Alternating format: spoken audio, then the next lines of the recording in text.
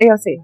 Yeah, but first, I think you should have a moratorium on white dorks on Zoom calls. Okay. You know, we have Fastest and we have fan mail, and I just can't listen to those Nate Silvers and these Saliza people that bites into this glorious show. AOC. What? She's kind of fun in a silly but earnest, wrong but adorable way. She's like your daughter when she comes back from her first year at Brown, full of half-baked, half-opinion. So there she was again, Alexandria Ocasio-Cortez, walking into the public arena with the confidence of someone who just discovered Wikipedia and decided to run the economy off the fun fact section. And just when you thought it couldn't get more absurd than her pretending to understand economics, along comes Greg Gutfeld with a rhetorical equivalent of a fly swatter and a smirk ready to clean up the circus. We needed some gentle, patient deprogramming. But people have to realize new faces doesn't mean new ideas. Drives me crazy. AOC has never introduced a fresh idea or issue in her life. The reason why she gets along with Bernie is because she's like an 80-year-old leftist in a used bookstore. I mean, she may look fresh, but she's as stale as an abandoned futon on the street. It's like, I listen to her, I go, I heard that at Berkeley in 1983. Started like every classic AOC moment does, with a camera, microphone, and absolutely no idea what she was talking about. She was on one of her usual crusades, this time explaining with enthusiasm a freshman who just read those cable how billionaires, our evil money is fake, and we can solve everything by screaming tax the rich louder than reality. But then came good Gutfeld man with the comedic timing of a roast master and the patience of someone who's had to listen to AOC explain interest rates like they're a social construct. Yes, I pay people to wear handcuffs. But she did this because she knew the media would obey. Let's watch the tape.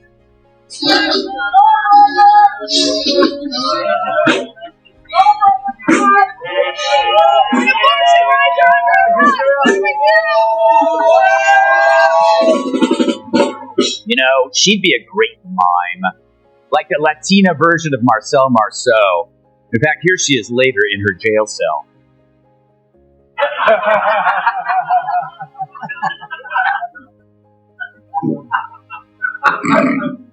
Of course, AOC was mocked on social media for imitating being handcuffed, which is a change from her usually being mocked for imitating a congresswoman.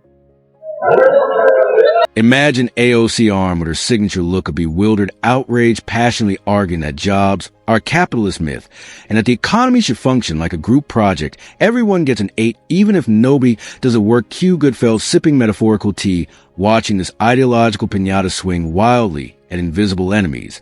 And like any good status, he didn't need to argue. He just watched her unravel, giving off the same energy as someone trying to program a VCR using interpretive dance. AOC is taking a break from doing nothing to get into a beef with the Twitter chief. On Tuesday, she tweeted, LMAO at a billionaire earnestly trying to sell people on the idea that free speech is actually an $8 a month subscription plan. That's a reference to Musk's plan to charge people $8 a month for verified blue checkmark status. But he hit back tweeting, your feedback is appreciated. Now pay $8. And of course, you brought up the Green New Deal again. And yes, the legislative fever dream where airplanes are banned, cows are canceled. And we all live in eco-friendly yurts powered by feelings. AOC pitching this plan for the 738th time is like watching someone try to sell a haunted blender. Confusing, slightly scary, and mostly noise. But Gutfeld, he doesn't need a fight to be fair. She would love to spend the 8, but she already bought a Tesla. He also tweeted photo of some ugly AOC merchandise trying to hog for $58 overpriced merchandise. So seems pretty capitalistic of you, which according to you makes you evil. And according to anyone paying attention also makes you fully, just lets the math fail her. Because when she says it will pay for itself, what she really means is, I haven't opened Excel since college.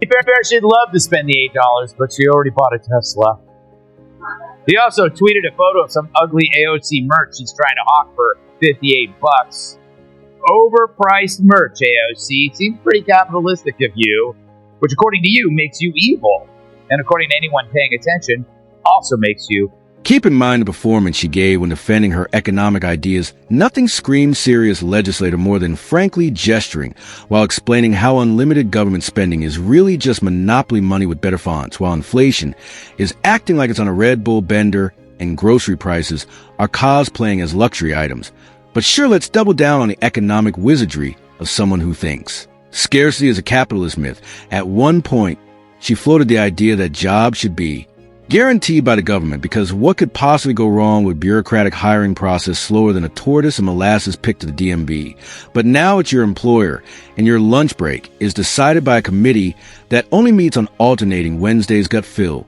Without so much as adjusting his tie, practically airlifted viewers straight out of fantasy land. AOC was selling no passport required. It was like watching someone rescue hostages from an escape room made entirely of vegan slogans, Marxist memes, and inspirational. With her usual fever dream policy theater and quotes from failed group projects, AOC had set the stage, but Gutfeld came in like a sarcastic paramedic, calmly escorting confused masses out of a burning building made of combustible talking points. That's why they don't have any ideas, is they operate on half opinions. Like, what if we get rid of cash bail?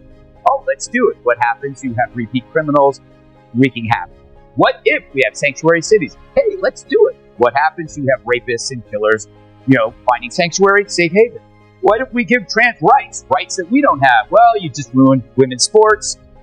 You ruin safe spaces. You make kids' lives hell. But you don't think about, they never think about what their ideas incentivize. That would be nice. So where are their ideas going to come from?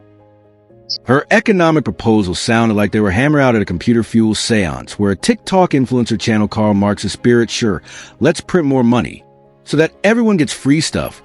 And while we're at it, let's make gravity optional.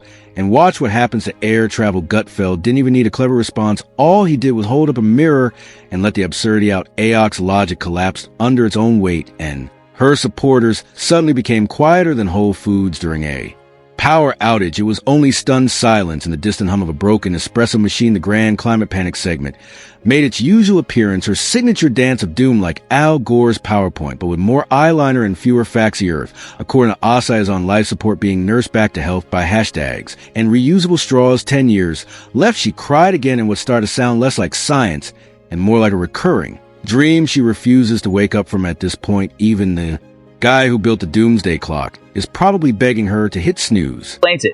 They're not meant for you, right? But then you have to ask, okay, then what is this debt forgiveness? Who is it meant for?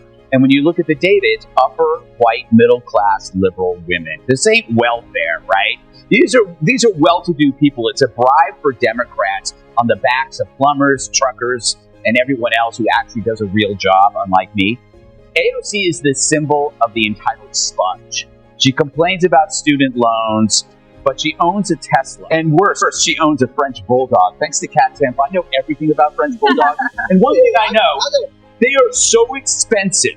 They're more expensive than any college tuition. You got to take care of them. They're adorable dog, but she owns a Tesla and she owns a French Bulldog. And she wants you or your dad, the electrician, to forgive her student loan. That's BS.